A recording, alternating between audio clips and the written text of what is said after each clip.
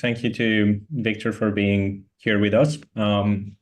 I recently met Victor through an old friend in common, and I'm super excited to have Victor here today because he's got really amazing experience looking at innovation from a corporate perspective and how you can balance both the, let's say, return investment objectives and at the same time trying to understand how can these align with the strategy that a corporation has.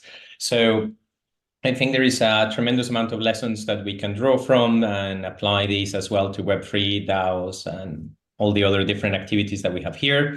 So without further ado, let me pass it on to Victor. If you'd like to share a few more words about yourself, we'll be going for a few minutes, and then at the end, we'll for sure have time for Q&A and further discussion. So Victor, over to you. Thank you very much for joining us. Absolutely. Well, thanks for having me. And Daniel, nice to reconnect. I think we actually had a chance to meet several years back before COVID in the context of Sandbox and Nova.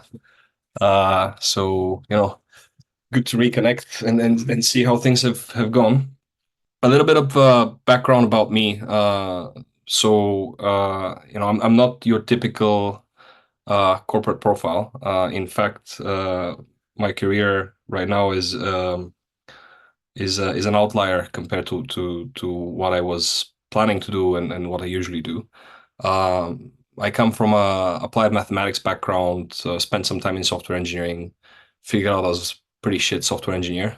So I went more into product management and trying to kind of reconcile some of the commercial aspects with technology aspects. I do understand technology quite well. It's just I get bored too quickly to complete a code writing exercise at a high quality. So I started a few companies with friends of mine over the years. Initially, we started off with two agencies. One was a software studio. The other one focused on problem structuring and product management. So obviously a symbiotic relationship. We played around a bit and figured out that as we grew, we could leverage our Slack resources to accrue equity. So we introduced the Code for Equity contract, and basically we started to venture build for people who lost their jobs or quit their employment during the global financial crisis, had strong market context and connectivity, and wanted to build a business, right? And so we will basically get involved, get between 2 to 5% of equity, and handle the product aspects, product market fit, some of the validation aspects, etc. In partnership with the entrepreneurs who were first-time entrepreneurs with very little technical understanding. So that's how I got kind of like, sleepwalked into venture building without necessarily intending to. I didn't really know that was a thing at that time. And then through the years, I essentially started professionalizing my approach towards it, built several companies, managed to have a couple of successful exits, although not being a very patient person myself, those were, executed at quite an early stage. So, didn't necessarily break the bank with them. But, did well and learned a ton through all these journeys. So by the time I was approached by Citi, I had probably exited 3 of my businesses, had built about 12, had a few of them trailing as cash cows, and had a very complicated onboarding into the bank, let's put it this way, because all of a sudden you show up with like a lot of equity and a lot of stuff going on behind you. How I ended up at Citi is basically, after I sold my stake at Newstag, which is a ingenious video news syndication distribution platform. It's still around.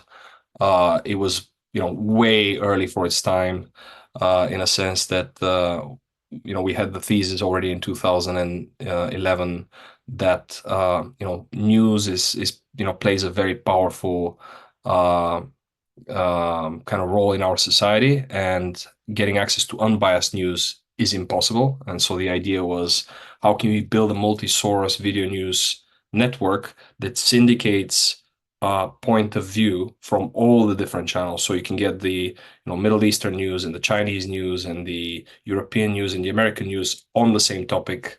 You get a 360 view. You can build customized, personalized video news channels and introduce digital currency in between to reinforce consumption and distribution, and essentially create a flywheel to support people's engagement with news. So again, like very early on, introduction into the whole world of tokenization and crypto, and which was defining for some of the further steps. So when I exited that, I got approached by Citi during my break, and I was asked to build out their venture incubation practice in the capital market space in Asia, which was the first capital markets incubator. And interesting fact, I didn't know much about capital markets at that time. And so, very, very rapid learning journey, built a pretty solid team and a pretty solid program. And that led to, a couple of years later, me taking on the global venture building practice for Citi Ventures, and later on moving that into the corporate development function into the organization. So very, very different from what I've done in the past. Different pace, different stack, different personalities and business models. Extremely educational.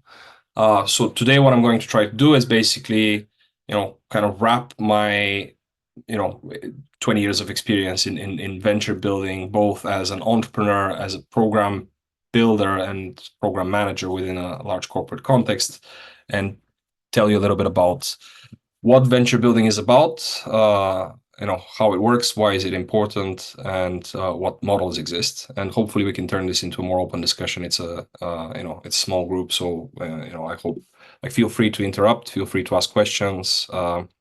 The more you walk out of, the happier I'll be.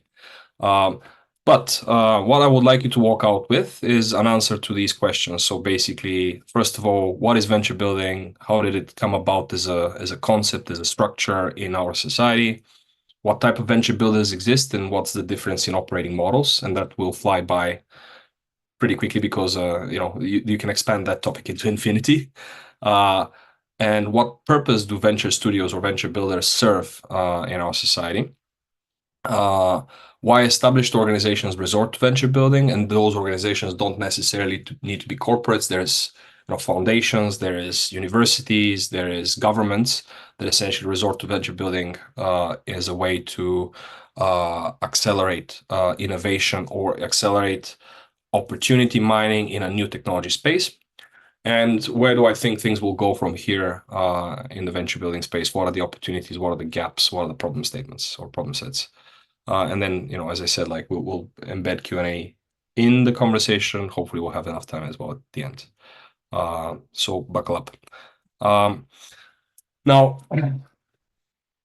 as a kind of formulation, venture building, and I'm not talking about, building a startup, but I'm talking about venture building as a concept. Venture builders, venture studios, and venture incubators are fundamentally a systematic approach to identify and validate and commercialize businesses, new businesses. And the idea is those are platform approaches. So what they do is they leverage economies of scale, talent networks, access to capital to lower their cost of experimentation, increase their knowledge acquisition and recycle, and lower their cost of talent discovery and money raising, right? So the idea is that, and especially in a thesis specialized context, you recycle a lot of ideas and you systematically mine an opportunity space that either sits more towards the technology side. So basically, let's say you take, digital assets, or you take AI, you want to see how many different commercially viable value propositions we can start in that space, or you mine a market context, which means that I'm very connected in the financial services sector. I want to see how many problem statements I can extract from that specific sector and structure them and build businesses around them because I have that market access. So most of the venture builders have a market or a technology access kind of leaning. Another way to think about it is basically it's a way to repeatedly and systematically conceptualize, test, and launch new self-sustaining businesses. So that's the programmatic aspect, which is basically you phase things, you work with hypotheses, you kind of separate concerns and try to address commercial hypotheses systematically one by one. You leverage repeatable enterprise design principles, you leverage methodologies from decision sciences, design thinking, etc. And again, economies of scale, network principles, experienced founders who act as interim CEOs or transition CEOs, and then mentors who were people basically with industry connectivity experience or technical connectivity experience on repeat. Very, very hard to manage entities, I would say, which is one of the reasons why most of them tend to splinter quite quickly, because the personalities involved tend to be quite strong. So how did this kind of concept of human endeavor come about?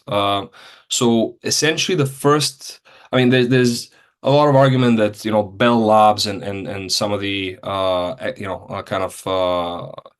early kind of innovative or innovation generating businesses started venture building as part of their model, trying to spin out IP into independent companies and build out ecosystems or networks of companies that have their own business models and etc.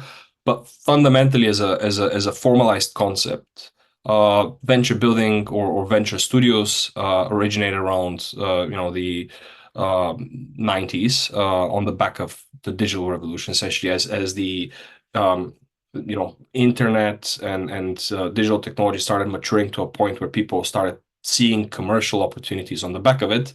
Some folks started saying, oh shit, we can recombine all these things and start spinning out innovation and commercializing it at a pretty fast pace.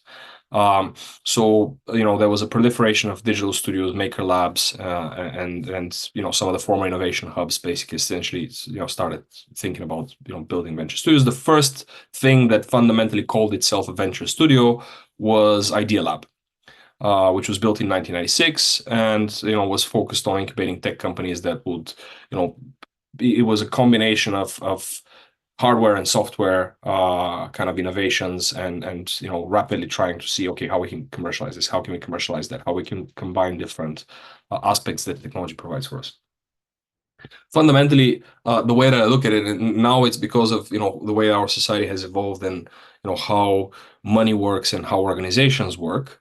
We see this pattern of venture studios, but you can think of it as like, I would say, over the span of human economic activity, you would see every time that there's a big tech ambition, big problem to solve, and an economic cycle which kind of tolerates investment in that direction, you see some proliferation of innovation that spurs up a lot of companies. It's just that previously it wasn't systematically harvested. So one example is the moon landing. There's been a lot of company building around the problems that needed to be solved to send a rocket in space and land it on the moon and bring it back safely. And that also spurred up a lot of innovation in telecommunications. But I'm kind of digressing.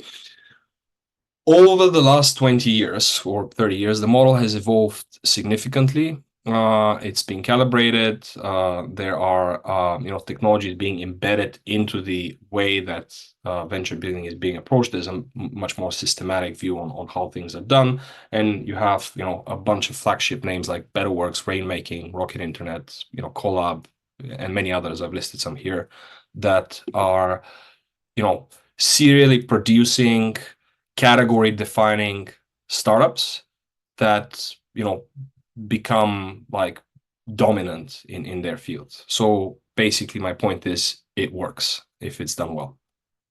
And also many corporates have attempted to build their own venture studios in order to leverage either their distribution, their existing IP, or their talent networks, or their access to industry insight and problem statements, and monetize it, right? And I'll talk a bit about that later on. So a little bit, in case you wanna, sound funny in parties and say something smart about venture building. Unlike incubators and accelerators, which are different type of, again, serial innovation production structures, which everybody can have an opinion how well they work or not. Venture studios don't accept external applications. They may accept talent and then figure out what to do and kind of like serve them some context and access and prepare them and help them build something. Or they may retain that talent, entirely internally, but you can't go to a venture builder, knock on the door and say, hey, can you guys help me build my startup, right? Usually they are the ones that decide what should be built based on either, as I said, you can call it an unfair competitive advantage, but basically access to, core tech talent or core tech insight talent, which is similar to core tech insight, or market, right? You can think of it as like, it's almost like testing bacterial cultures in the lab. So the venture builder is very dispassionate about each individual idea. It's a hypothesis. You systematically test, validate, de-risk that hypothesis. You bring it to market. If it works, fine, you fund it. If it doesn't, you kill it and you reallocate that team somewhere else, right? So there's a lot of recycling. Undeterred by the dot-com crash, essentially this is what gave like a lot of drive for venture builders. Digital was pretty much the only thing that was growing, I would say, after the financial crisis. And so Rocket and Betterworks, which were the prevalent kind of venture builders at that time, launched a few businesses that fundamentally managed to make it good. So example is Zalando, HelloFresh, Giphy, and Bitly. On the back of that visibility, you started having a lot of kind of almost like a Cambrian exposure. So by 2013, there was 48 studios in existence globally. By 2015, 65. By 2022, it's like 800. So by now, it's probably 1,000.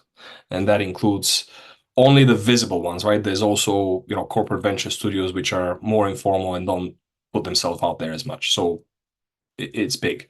And some brand names that you may know that were incubated in a venture studio are like things like Hugging Face, Superhuman, Hootsuite, Medium, and many others. So again, no child play.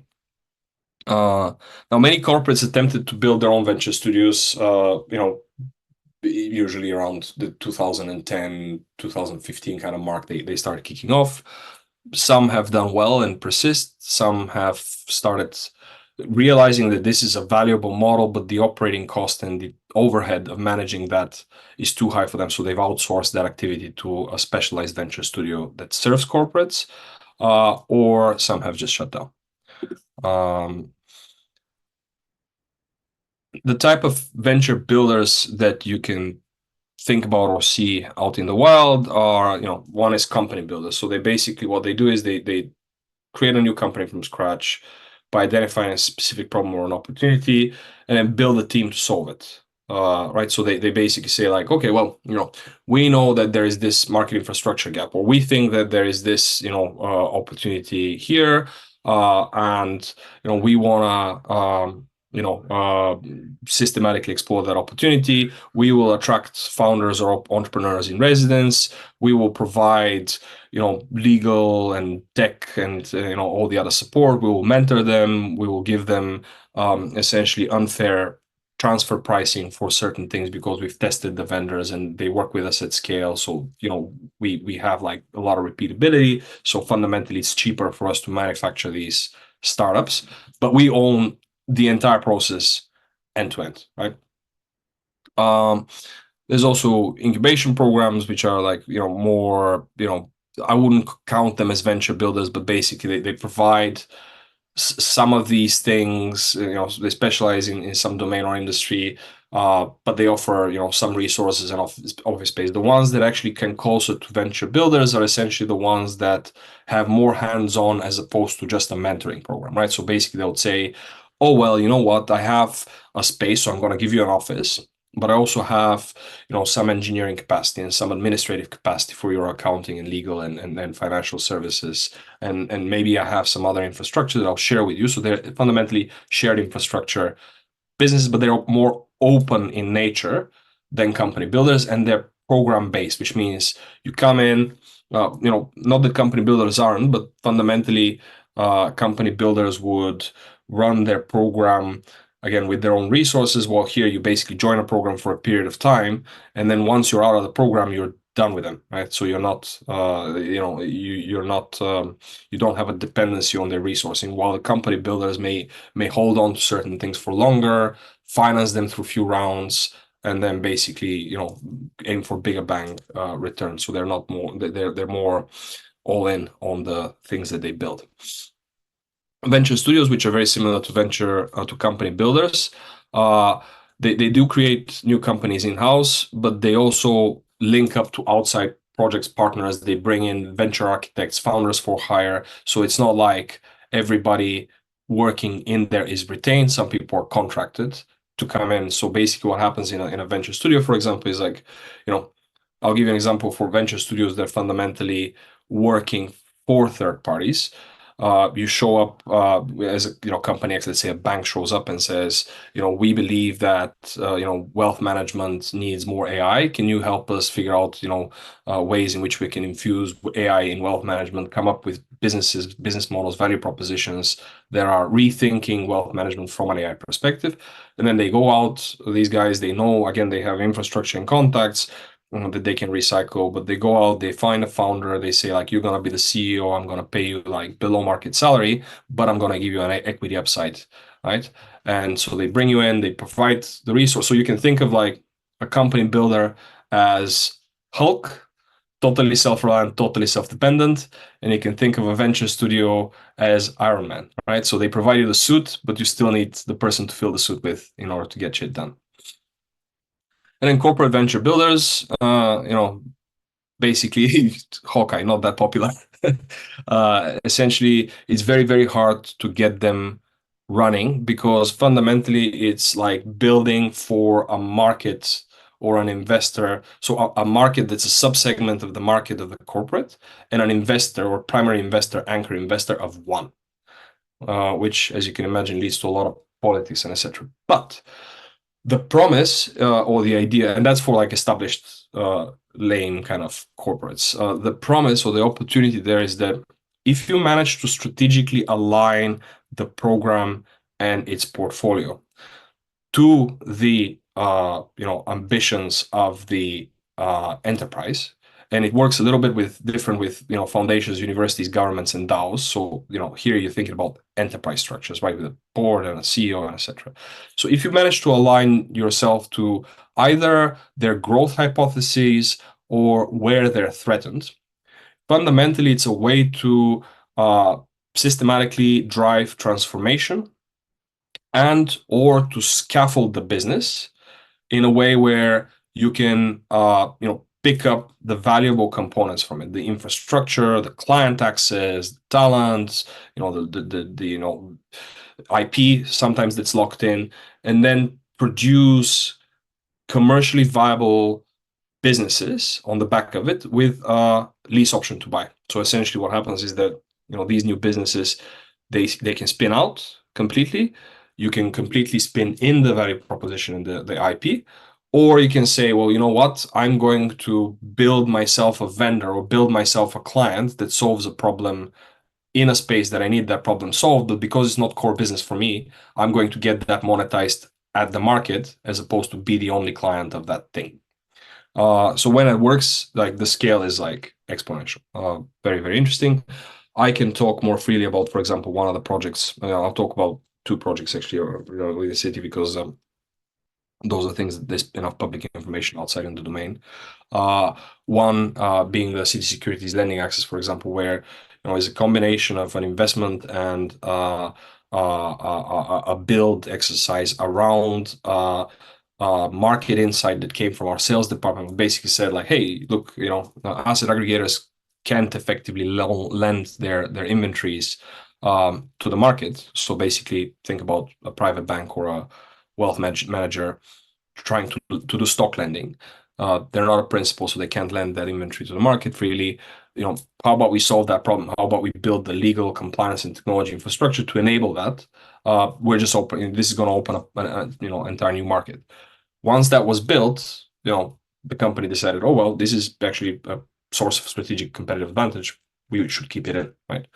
Another example could be like Bridge by Citi, which was completely spun out. So the idea there was, we are going to build a small and medium-sized business loan marketplace, where people can go and ask for like $1 to $10 million of financing, and put up one loan request or loan application form and be reviewed by 10, 20, 30 banks, right? And so simplifying the process for them, digitizing the experience, lowering the barrier, for access to credit, and also helping financial institutions streamline that process and get proper data on the back of it.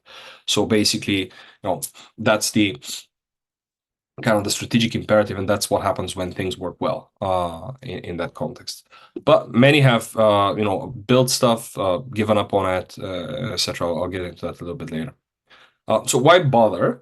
Fundamentally, venture studios exist because, as I mentioned, they're a way of systematically testing commercial viabilities and use cases around an emerging tech or around a new business model, and getting to figure out like what fits. So you can almost think about it as like a organization scale machine learning algorithm. Is like, does that fit? No. Does that fit? No. Does that fit? Does that have the right parameters to succeed in that market? And the moment that you can do that cheaply and fast enough, that's when you have a successful model. The other way is to systematically attack or modernize stale industries, right? So basically, pick a telco or pick a bank or pick a sector where things haven't innovated for a while and they're not digitized well, and they tend to have people who are, let's say not from our walks of life, and just go after their business, go after their lunch, systematic. And that's actually a new model that's coming about quite a bit. So and sometimes it actually works even in the context of market infrastructure or government responsibilities. Government fails by dealing with healthcare. Let's see if we can attack healthcare systematically and solve that problem by building sufficient amount of ventures that change the way we think about that space, or serve that need in a technology driven manner. Fundamentally, also, it's a cheaper way of building intrinsically connected or networked businesses around relevant talent. You can think of it as like for the engineers, like it's almost like a microservice architecture. I can use that service here or I can use it there. It can blow up, but that doesn't break my product, right? It's like it breaks that feature, but it's not like everything collapses. So it's a way of like building resilient networked systems where incentives are aligned and innovation flywheels. Essentially, you have self-reinforcing loops. Sounds a bit like the stuff that some of the crypto and DAO communities are trying to solve. So hence the applicability. And for me, my personal reason to bother is basically it's fun. Like I've always been a portfolio type of guy. I've liked to not be involved in one project always and forever. And it's a fantastic way to learn. It's a fantastic way to bring amazing people around the table. And it's really, really like high pressure, challenging environment. So for example, when you manage a portfolio of 20 ventures and 20 to 30 highly talented, highly opinionated, entrepreneurs, you really are at the art of the highest state of the art. So it's a lot of fun. Now, a little bit more about the sponsored venture builders, or I didn't call them corporate venture builders here because this actually may mean that these are sponsored by a non-profit institution, by a foundation, by a DAO, by a government, by whatever type of organization you want. And there's models that exemplify how that works. So it's a growth model for an industry or a country, and it's a transformation strategy. And you will see if you dig around. I'm pretty sure there's many other examples, but the way that Singapore, Dubai, Bahrain, a few other of these like states, some most often in smaller states, are trying to position themselves and capture a value segment within an industry and build up capacity, both in terms of talent and in terms of capital and in terms of innovation, to compete internationally is by venture building, right? So and they bring in. So sometimes it's more conscious in the sense like they build studios and they build programs and they build infrastructure. Sometimes it's more subtle, which is basically they find ways to allocate capital in a way that happens on a market level. Examples of corporate sponsor ones, like Coca-Cola has had a very very early one, basically like, okay, how can we use the Coca-Cola infrastructure to build new businesses that are we can somehow interface with. Unilever had one. Citi, obviously, ING just shut down there. Standard Chartered has a very well-known venture builder, and many others. So it goes across industries and across Siemens has a DDX, for example. And Siemens, it's very interesting because Siemens obviously runs a lot of equipment. They have a lot of IoT, a lot of sensors. And Siemens said, okay, well, we want a venture builder that only looks at the data aspect of this and figures out how we can monetize that. And they've been building pretty interesting technology and innovation there. And the approach there is you can mine the distribution, which is basically you leverage the channels of the organization and its partnerships. You can build market infrastructure, which is, okay, we as a player know that there's this supply chain issue or this financial infrastructure issue or this connectivity issue. We will build in between us and our competitors to solve industry problems because we know these problems well and we know that there's money in solving them, and we don't think that every single player should solve these on their own. And so you see very interesting blockchain projects, for example, at an industry level emerge in financial services. And last but not least, growth. So basically, I have insight on underserved needs from my own experience or from my client, understanding my clients, or from understanding client segments which are not profitable for me to address right now.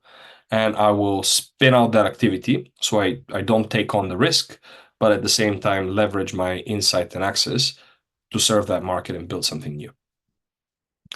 The university sponsored ones tend to kind of branch out into IP commercialization and talent development, which is basically either they're trying to find ways to bring IP out of the university and make money of it, or they're finding ways to help their students learn entrepreneurial skills and generally how to do business by trying and failing, and these programs tend to support and incubate or venture build with staff or students, depending on the thing.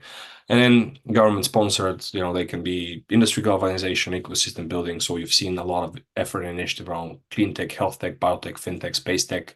Glasgow, for example, is pretty famous around providing an ecosystem and consciously building around space technology. Obviously, Singapore and Dubai around fintech and biotech most recently as well. Talent development, which is basically, okay, we want to make sure that like the moment you have a thematic focused venture building exercise, you run several cohorts trying to solve specific problems. At some point, these people learn a lot about the domain and a lot about how to build business. So, fundamentally, everybody who leaves that process is better off because they can do, interesting things and do them better. And sometimes social experimentation, basically testing concepts about how we coordinate, govern, and think and transact with each other, completely new. All right, in terms of what's next, so there's a few things that, for example, I see that need a lot of work in that venture building space. One is in terms of operating model and governance structures. Yesterday I had a very interesting conversation with a friend of mine that is building something interesting and I'm helping out with. Basically, the problem with that traditional venture building model is that fundamentally venture studios are conveyor belts, and while they rely on a network, you have flows and cohorts of portfolios moving through. It is very intensive, like intellectually intensive and resource intensive. There is not a sufficient amount, especially for venture studios who are not strategic, which means that they're not affiliated with either a company or a technology. Essentially, there's little self-reinforcing. You learn a lot, and your kind of knowledge acquisition cost and benefit from commercializing that move in the right direction. But fundamentally, you're pushing portfolios. You need to bring in founders over and over again. Every time that something is successful, you lose a lot of talent because they spin out with it, and it's a heavy lift work. Very rewarding, but not self-scaling. So there's, a lot of opportunity in orchestrating that in a way that actually you lock in incentives and you create, infrastructure that solve for that self-reinforcing model. Thesis specialization is one way to go about it. So basically, if you mine a specific domain, so for example, let's say, DAO tooling and infrastructure, or payment ecosystems, or gaming, or AI, and you just basically build consistent innovation, leveraging mm, technology and reusable talent in that space. There's a lot more self-reinforcing that happens. The other thing that's a big problem is liquidity management. So funding structures generally don't like, putting money into venture builders. So that's why venture builders, that have raised and run their own funds have had, at least a decade of successful run. So they have a portfolio to show and represent, which means that tends to be a barrier to entry, sometimes for new players. So finding ways to inject liquidity, which means by basically either being able to tokenize the portfolio and being able to kind of provide liquidity for some of the partners in a venture ecosystem to cash out earlier enough is important. Otherwise, what happens is basically you have to fund that whole waiting time between incubating something and its capital being, or it exiting, or its capital being appreciated enough that you can essentially sell chunks of it and bring some money back. And at the same time, you have to pay people salaries, right? And or get them to be self-sustaining. So finding ways to release liquidity from the ongoing portfolio is a core problem to crack for that space. And there's I have a few thoughts on that direction. And then the other thing that I would point out is metrics. In general, like most of the venture, most of the successful venturing studios are successful because of the type of people they have around the table. A lot of that stuff is not studied enough to be measured enough.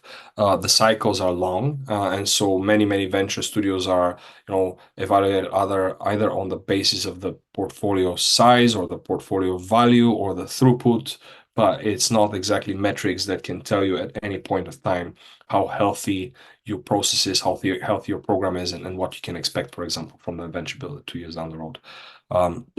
So a lot of work on metrics is necessary.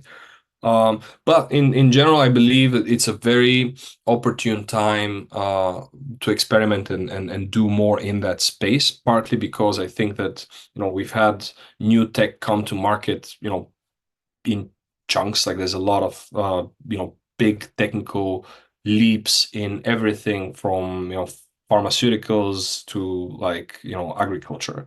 And some of that obviously relies on fundamental technology verticals that enable that. But the fact is, like, it's there's so much that we need to figure out how it can benefit society and also be commercially positive, for people, that building infrastructure that can systematically produce innovation and commercial output, like commercial projects, can be very rewarding and necessary, I think, for society. Automotive side, also on top of that, like we've now have technology that can enable us to govern and incentivize these decentralized by nature or ecosystem-like structures on which these venture builders or incubators rely in order to function successfully. So that's an interesting point as well. So critical on the motive side, we have a promise and or a positive and a negative. So the negative thing is that we can see critical social infrastructure failing to move to the new economy. We're not upgrading our firmware as uniformly as we should be, and so enabling us to shift and upgrade our infrastructure, change our banking system, change our manufacturing system, change our resource extraction system, our governance systems. It requires a systematic experimentation and data and evidence-based experimentation. And we are not approaching this in this way. It's more like opportunistic and interest-driven at the time. And we have a lot of very important things to solve, I think. So there's obviously a reward of figuring it out. And then the means are there. I think, crypto and DeFi provide monetary infrastructure and information exchange infrastructure that can enable to align incentive of complex ecosystems at scale. There's a lot of money and talent waiting to be deployed on the sidelines right now, especially with recent like restructurings across the industries. And this is the benefit, like for example, with the last economic cycle after the global financial crisis. I mean, there was a lot of really good people out there on the market waiting to build something interesting, right? While when things are good and everybody's paid well, people tend to not be as eager to jump ship and build something interesting. There's also a lot of capital waiting to be deployed right now because 22 and 23 were years where capital deployment kind of slowed down significantly, and good opportunities weren't coming about as much. So systematically showing good opportunities to the venture capital industry can improve growth in general. Okay, so that was broad and dense. I hope it was helpful. So we'll see based on the questions. Yeah, thank you. Thank you very much for that. Super interesting. I'm gonna pass it to everyone who would like to ask questions. You can use in the reactions button, just raise your hand if you have a question, or feel free to type it in the chat. But to get us going, and Victor, you still there? I'm seeing you kind of frozen. No, you're just very still. No, Okay. I'm just I just have one of these faces. Yeah, so I wanted to ask you one criticism that we heard of venture studios is that the ventures that come out are weak. They're a little bit like overprotected children, or animals raised in a zoo that then you release into the wild. I'm very curious this was coming from people who have some experience in innovation but haven't necessarily worked in venture studios. So I would love to hear your perspective on this topic. Yeah, I would say in a corporate venturing context, that's probably true. In a venture studio, traditional venture studio context, it is survival of the fittest at the end of the day, right? So you have a limited capital to allocate, and if you germinate enough portfolio optionality, you will pick the strongest kids. So I would disagree with that. And then, as I said, some of the names I mentioned, I don't think those are weak companies. Pretty category defining in some cases.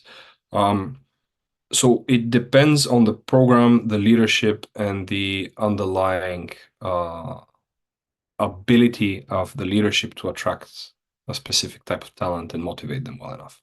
And it also depends on the incentive infrastructure. So I'm someone who believes that throwing too much money at a problem ends up reducing the probability of solving that problem, because it breaks certain incentives. I think in order for people to be motivated, either you are intrinsically motivated or you have a certain set of hunger that comes from delayed gratification, anticipation, and ability to do the work and then see the reward, right?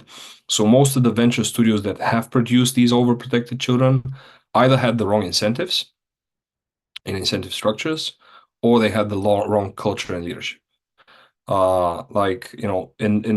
In the context of my most recent team, and feel free to connect with any one of them, and I'm pretty sure that they're gonna agree.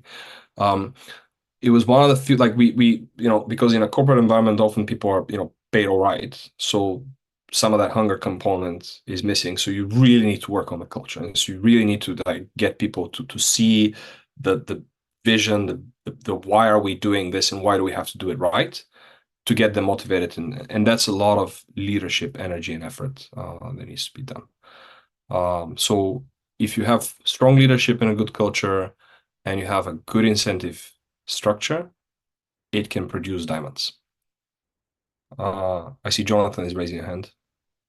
Yeah, Jonathan, over to you then. Carla, actually, clarification was yours a question or just a comment? Just a comment. I'm reflecting. Okay. Waiting to formulate a better question. All right. Jonathan, over to you. Awesome. Hey, thanks, Victor, for those. That presentation is really great. I just have a couple questions, or I guess one really. You mentioned Maker Labs, I believe.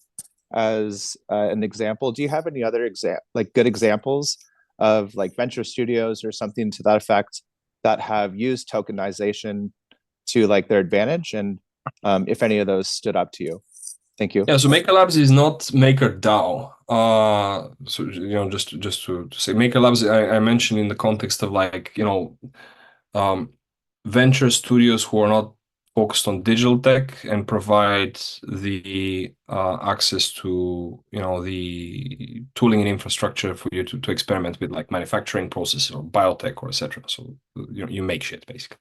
Otherwise, as I mentioned, so in terms of tokenization, I don't know about someone who has focused on it and like solely. I think maybe Uniswap kind of operates in that format. They don't call it I think a venture builder, but fundamentally that's how they like germinate these products.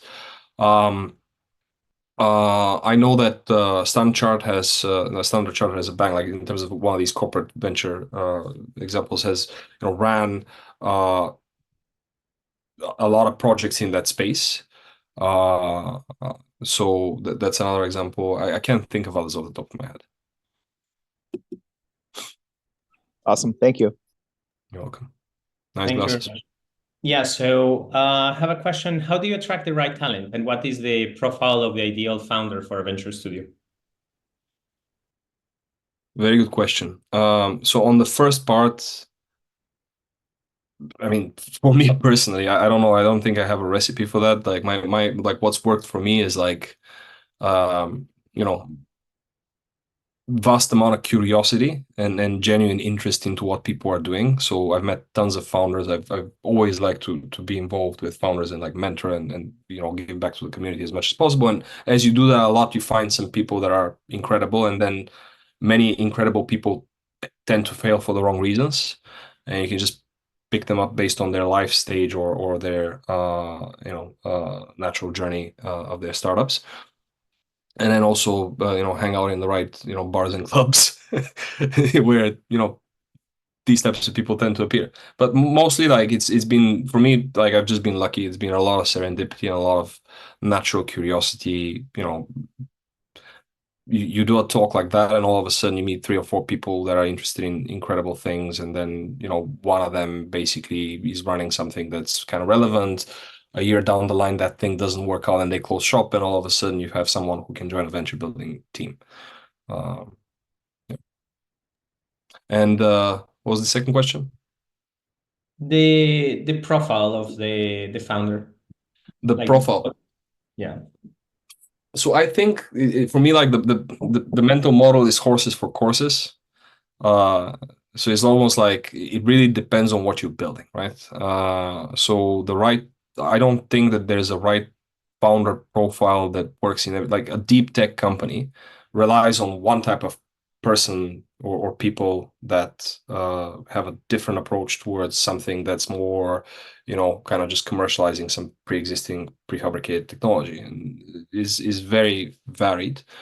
The combined characteristics is like hands-on, so action, not too much talk, with grit and with deep curiosity and genuine desire to see what they built out in the market, right? And then the other thing that I've seen is like the best people I've worked with don't really care if they're going to be running what they're building in forever. They want to see it succeed. Like they want to be part of the journey or part of the story of something that's meaningful, and they deploy themselves a lot. And also because what you've seen is that through the different stages of funding, especially if you venture build, kind of like you're doing serial venture production, you have someone who becomes a CEO or organizes. So someone organizes the team and drives the initiative. Post validation, they may not be the best CEO. Post, fundraising A or B round, they may not be the best CEO because they're not, a growth person. So that like, modularity of the team is something that, helps a lot of venture builders succeed. Well, for example, out in the wild, if you're building a company, it's like, I've spent 3 years thinking about this, like the heck you're going to kick me out to be the CEO. Like there's this almost like a, accepted assumption that you may not see this venture through its whole journey. Noted. Much appreciated. I have another question from Antonis, who says, thank you for the insightful presentation, Victor. One challenge we often face with portfolio companies from venture studios is the cap table. The studio typically retains a significant share of equity, but diminishes its involvement in Series A and Series B rounds. How do you tackle this? Particularly with corporate venture studios, this hurdle intensifies, potentially hindering fundraising efforts and customer acquisition. Yeah, that's a very good point. And so I think so this has evolved over time. So for example, the first time I tried to, as I mentioned, what we ran in between, Obecto and Innovator, my software and product studio, what now, 10, 12, 13 years ago. When you go out with a product to fundraise and they see 40-50% of the equity is owned by these two companies, and then 20% is owned by an investor who came in pre-seed, and then the rest is by the founders. VCs would immediately kick us out of the room. They wouldn't care how good the product was or how well it's doing commercially. It's this cap table shit. I think that's changed. I think there's instruments right now to manage that through warrants and through some different arrangements. And then the other thing is that there's more tolerance towards as long as you have a good business and a good business model, and the founder team is incentivized well enough to see that success through. You have a different setup, and also the venture studios are more conscious of not picking, and that varies across the board, of course, but then across business models. But I've seen more and more venture studios trying to hold on to 30% or less, which is more meaningful. So from a cap table perspective, they just look at it as an early stage investor. They also build repeatable relationships with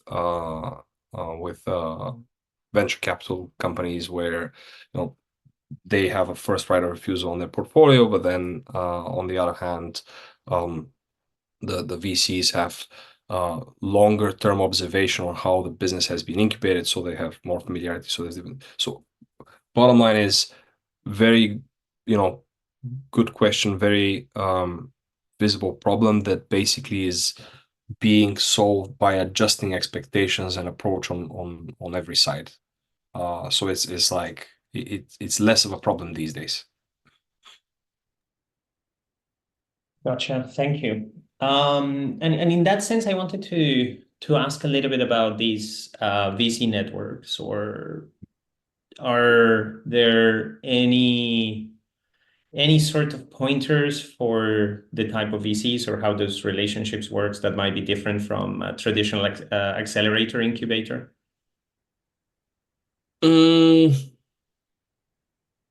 I mean, depends on the market. I think right now, unilaterally, supply is below the availability of capital. So I think we went through a cycle where there's less things to invest in than I think, or less interesting things to invest in than capital sitting on the sideline. Which leads to stupid behavior, which is also opportune, because if you're building serially good companies, that should call more appetite. So it's easier to have that conversation. If there's a lot on the market, people are like, who the heck are you and what are you trying to do here? And so I would say early 2010s, there was a lot of companies and not as many VCs. And you saw, VCs being, refusing these types of